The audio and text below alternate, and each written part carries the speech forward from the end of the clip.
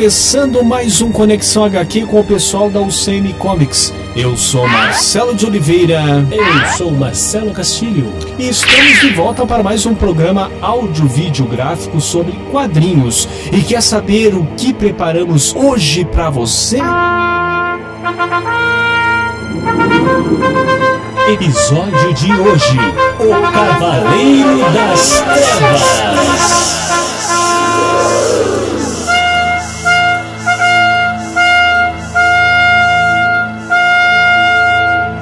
Com os filhos de Batman, Oliveira e Castilho. Começamos o programa que eu gosto e vou falar. Ótimo. É que assim, na década de 80, o que aconteceu com a DC foi ter dado total liberdade para o Frank Miller escrever o Cavaleiro das Trevas. E com essa liberdade, o que o cara fez? O cara criou a melhor obra do Homem-Morcego que a gente pode ter ouvido falar até hoje. Eu tenho que concordar com isso. Beleza, então já falamos tudo sobre Frank Miller e Cavaleiro das Trevas. Marcelo, foi um prazer. Prazer, a gente se vê por aí. Se vê, até mais.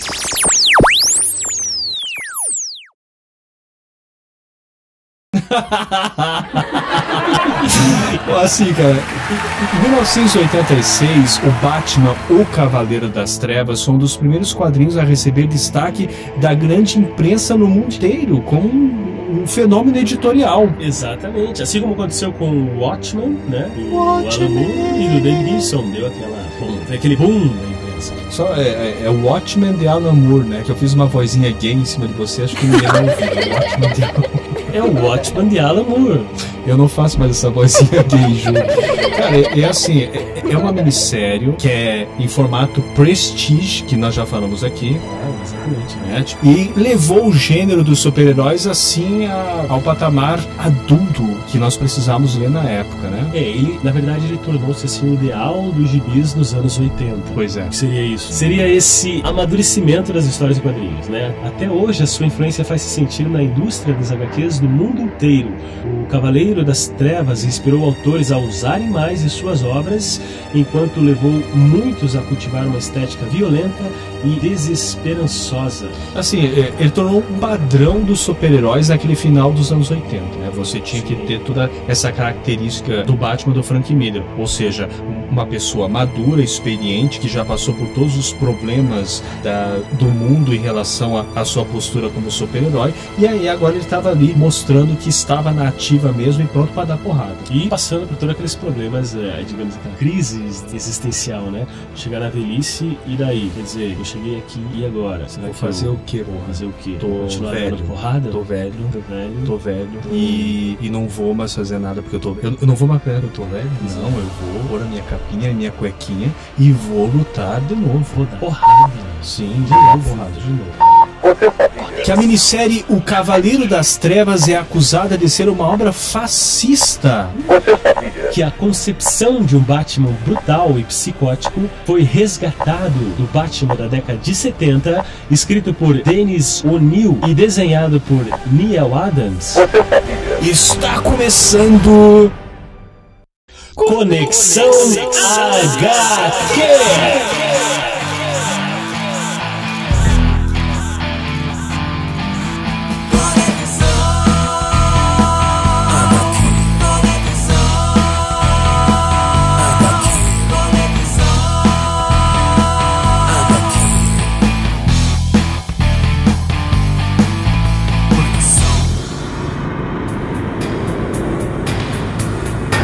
Com o Cavaleiro das Trevas, Frank Miller consolidou a concepção de um Batman brutal e psicótico, que era o que estava precisando no quadrinho, pelo menos naquele momento. Então, ele precisou resgatar o Batman lá da década de 70, que seguia essa trilha, que era uma coisa ali. Era uma coisa ali, com certeza, porque ali que a coisa geralmente está. Se geralmente a coisa não estiver ali, ela provavelmente não estará ali, estará lá. Perfeito? Eu tenho certeza, pra ver a sutileza Da coisa. Mas voltando. Enquanto isso, na sala de justiça. É que assim, essas histórias no qual o Frank Miller resgatou do Dennis O'Neil e do Neil Adams, cara, são aquelas histórias que a gente lia no Batman, no qual a editora Abril trouxe. Aquelas famosas histórias. Que são histórias sensacionais, que resgatou Ra's al Ghul na época.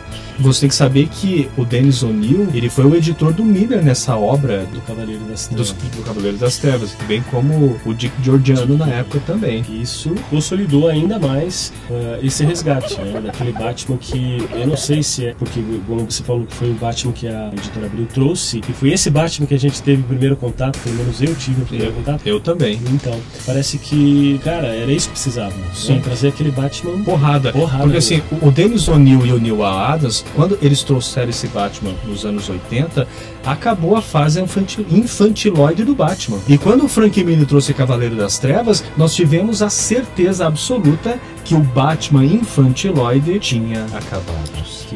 E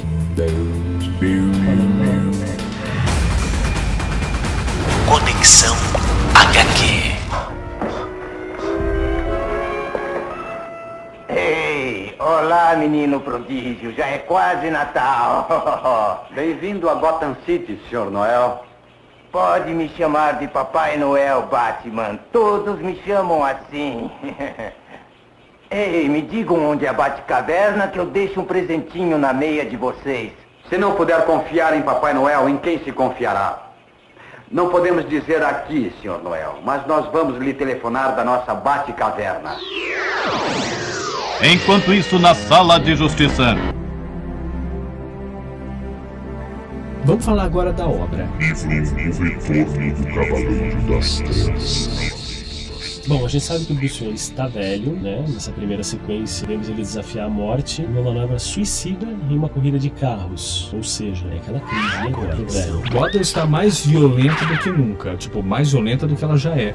E o que acontece é justamente esse Batman tentando resgatar de novo a sua postura como herói. E o que está acontecendo, ele é um homem inseguro totalmente, e ele sente essa resistência, esse medo de voltar a ser o homem que ele era. Mas isso tudo acaba quando ele vê o filme do Zorro. Ele traz de volta as lembranças da morte de seus pais, e o Batman simplesmente volta. Volta porque precisa voltar. Ele não é mais um homem e um morcego, ele é um homem morcego.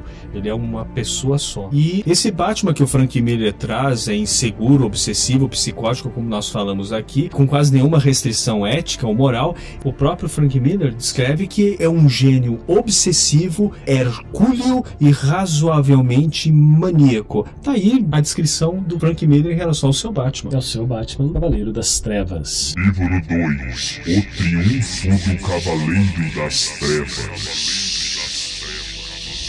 E daí, o Frank Miller trouxe uma gangue de mutantes que é justamente o estupim para que o Batman veja que tá tudo uma verdadeira merda e que ele precisa voltar. Mas o grande conflito está entre o Batman e a chamada Gangue dos Mutantes. E nesse conflito quase moral com o líder dos mutantes, o Batman acaba vencendo e resgatando a sua moral há tanto tempo perdida, né? Depois de ter tomado aquela decisão e ter voltado a ser o Batman, ele precisava de alguma coisa que comprovasse para ele mesmo que ele podia dar conta do recado. Foi vencer essa luta contra o líder dos mutantes que deu essa força que ele precisava. E depois que o restante da gangue vê ali o Batman acabar com o líder deles, boa parte resolve fazer o quê? Ao invés de espancar cidadãos e pessoas inocentes, eles passam a se denominar os filhos de Batman e começam a lutar contra bandidos e malfeitores e etc e tal. Usando o Batman como uma figura, um exemplo, né? Livro 3 A Caçada ao Cavaleiro das Trevas.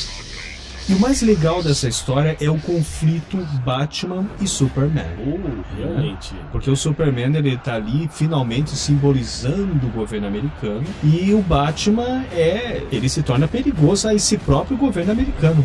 O Superman, ele se tornou um cachorrinho, né? O governo americano ali. O Batman, na verdade, é um renegado. É um renegado, é totalmente contra isso, e ele acha que Gotham foi esquecida pelo governo. Então ele acha assim que se o Estado ou a sociedade não não pode garantir os direitos do cidadão de Gotham, quem vai garantir é ele. Cara, uma das cenas mais foda é quando o Batman captura o Coringa, uma pessoa mais psicótica do que o próprio Batman na história, e o Batman ainda não consegue matar o cara. E o que o Batman faz? Deixa o cara tetraplégico. Um momento de fúria.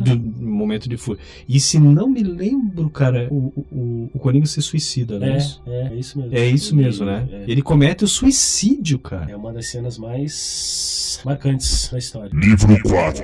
A Queda do Cavaleiro das Trevas. E nós temos o livro 4, que é o final da Odisseia. Isso. Né? No livro 4, tudo acaba. Então, acabou, Marcelo. Falou. Prazer te conhecer. A gente se vê, sei lá, na terceira temporada? Pode ser. Até mais. Até mais, falou.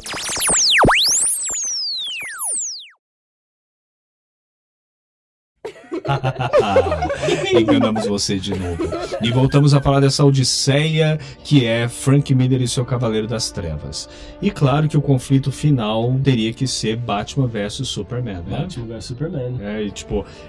Tem a famosa cena do Superman tentando não deixar que um míssil caia sobre uma cidade. É um míssil soviético, se não me engano.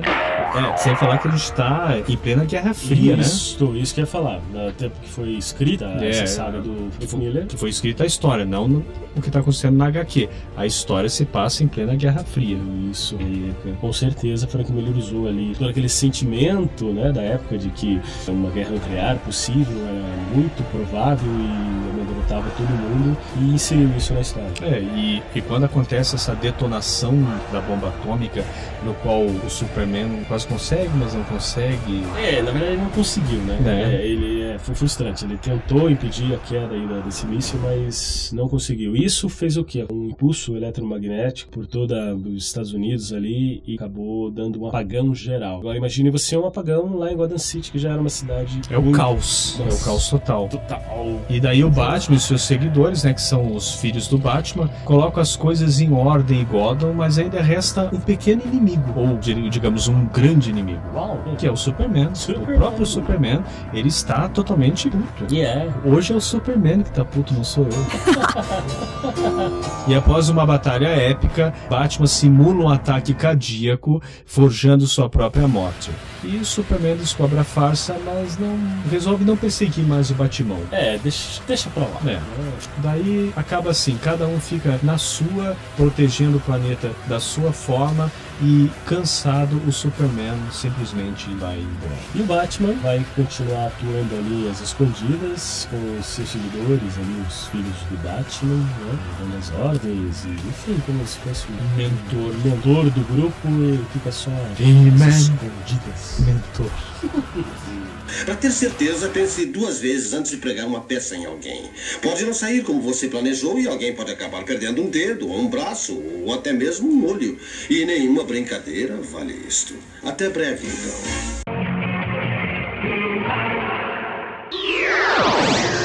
Enquanto isso, na Sala de Justiça.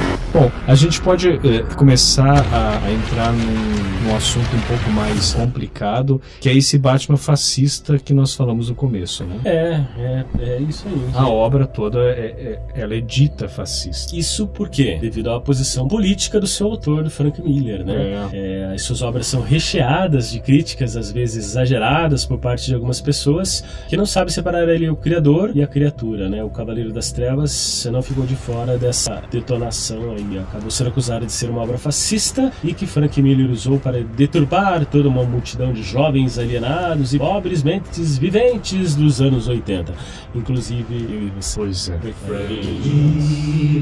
Frank Miller,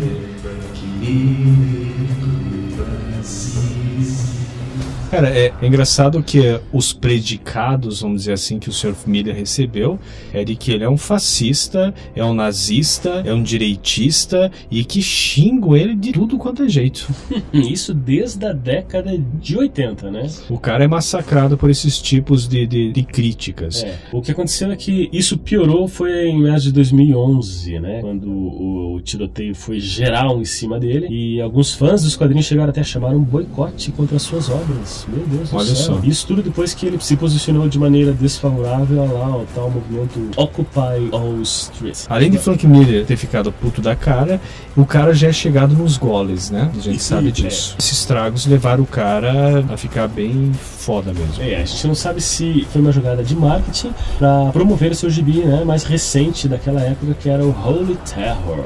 A gente até pode pensar que de repente se não é aquela propaganda meio política, como foi feito nos anos 60, quando o Capitão América socava o nariz do Hitler na capa, aquela coisa toda, para que a revista seja vendida mesmo, entendeu? Não, realmente, é o que ele diz, né, que era para soar como uma propaganda. Só que o que acontece? Em 2011 aconteceu o atentado, e aí o que acontece, né? O próprio Miller falou que 3.000 vizinhos dele foram assassinados. E aí ele falou assim que por ele os responsáveis lá pelo 11 de setembro poderiam queimar no inferno. Então, acho que por aí, nessa época, ele começou a ficar um pouquinho mais hostil com algumas coisas. Ele já era meio virado, começou a ficar doidão. É verdade. E Holy Terror é um dos últimos trabalhos do Frank Miller. Eu não vou falar sobre o Holy Terror porque realmente eu não li, mas muitos disseram, assim, conta a lenda que Holy Terror seria uma terceira incursão do Frank Miller pelo Cavaleiro das Trevas. Como não deu certo,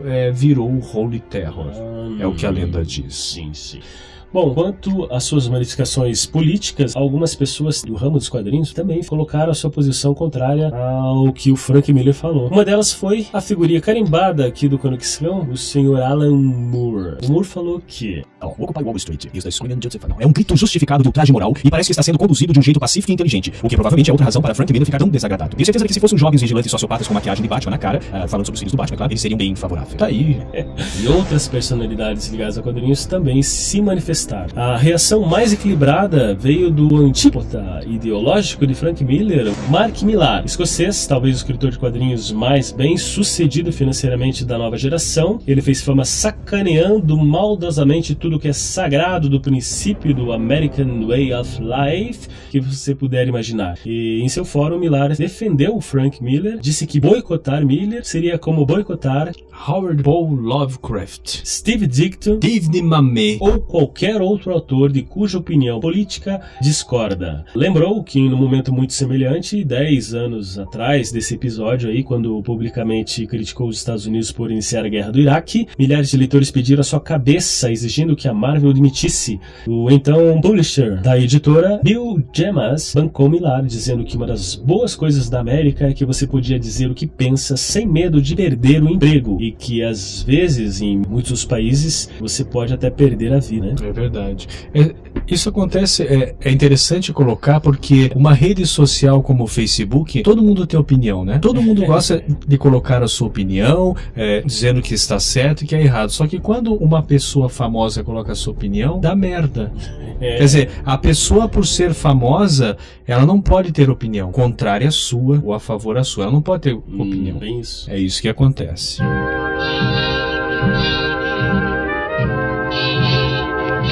Atenção, senhores ouvintes. A Conexão HQ vai terminar em 5 minutos. Bom, vamos rever aí algumas pessoas que inspiram a obra dele.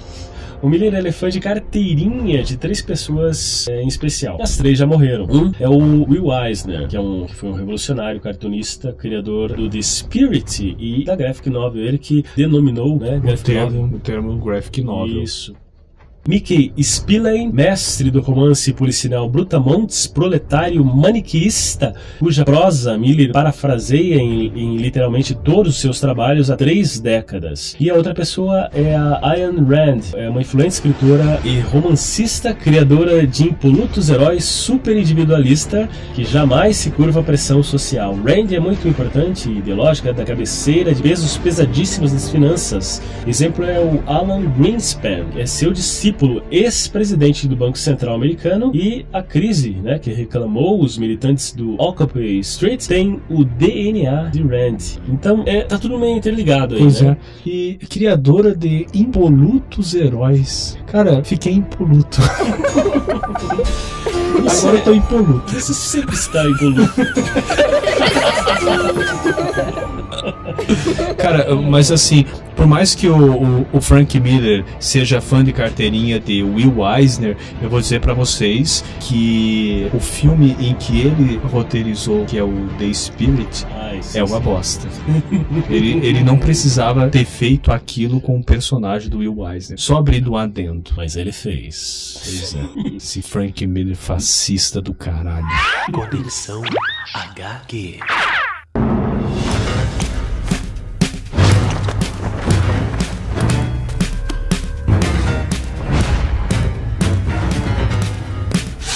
My city. I cannot deny her.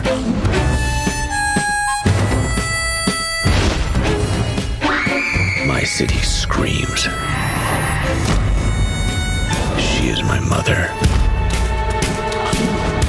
She is my lover.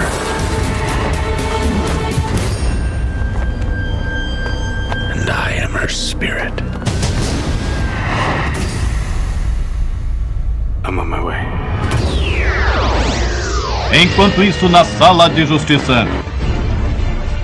Que Miller ainda cultua essa tríade aí, mas como a gente até comentou aqui, o ataque às Torres Gêmeas fez ele ajustar a sua posição, e ele sabia perfeitamente bem que Holy Terror provocaria reações fortes. Idem no texto contra o Occupy Wall Street. Ele só talvez não tenha calculado com a precisão necessária a fúria de rejeição que se estendeu e toda a polêmica que causou o contrário a ele, né? Verdade, é assim, para você que tá assistindo e nos ouvindo, a gente sabe que o Frank Miller é um puta reacionário fascista de merda e também um grande quadrinista, que é o que nos interessa. Com certeza. E uma coisa é uma coisa. E outra coisa é outra coisa. E sua posição política, dane-se, cara. A gente leu uma das obras mais fundamentais para o quadrinho da década de 80. É verdade. E sua posição política, ela não pode ser confundida com a sua obra artística. Mesmo que ele tenha usado as suas aspirações partidárias em sua criação, isso só mostra a genialidade dele, né? Em unir suas inclinações e pretensões a uma história fictícia. Veja bem, fictícia, não está tentando desvirtuar mentes nenhuma, onde um homem que passou sua vida toda lutando ali por justiça de uma maneira correta, né? O caso do Batman na vida inteira, ele se vê na velhice desiludido, frustrado em ver que de nada adiantou, né? Tipo, quer dizer, a Gotham City tá num caos, tá tudo se perdendo e ele não tem mais controle de nada. Quer dizer, talvez se ele tivesse atuado de uma outra maneira, a sua satisfação ali no final da sua vida fosse diferente. É verdade. Se nós começarmos a ver essa analogia do Cavaleiro das Trevas com o fascismo e a gente querer começar a censurar histórias em quadrinhos, a gente vai voltar a reviver aquele psiquiatra filha da puta que é o Frederick Burton, que é o autor daquele Seduction of the Innocent. E com seu clamor moralista, né,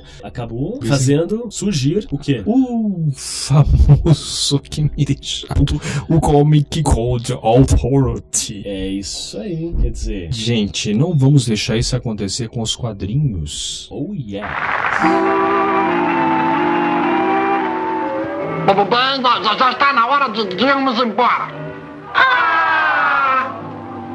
O Cavaleiro das Trevas, ele é um marco das HQs, exatamente porque polemiza, ele é vanguardista, ou foi, mas enfim, é altamente ousada para sua época e marcou um ponto de transformação da história das indústrias das HQs. É verdade. É assim, a mesma coisa que você querer reconhecer o Cavaleiro das Trevas porque o seu autor é fascista, porque o seu autor tem problemas psicológicos contra a moral e os bons costumes americanos. Cara, é a mesma coisa que você renegar uma obra do Freddie Mercury ou do Renato Russo porque ambos são homossexuais. É verdade. Ou seja, né, a grandeza beleza de uma obra, né, ela independe de posições políticas, sexuais ou religiosas. Falou tudo. E você fechou Conexão e com chave de ouro com essa frase. Fechamos. Então, eu sou Marcelo de Oliveira. Eu, Marcelo Castilho. Nos vemos no próximo Conexão. Foi um prazer ouvi-lo, Marcelo. Pra você também. Até.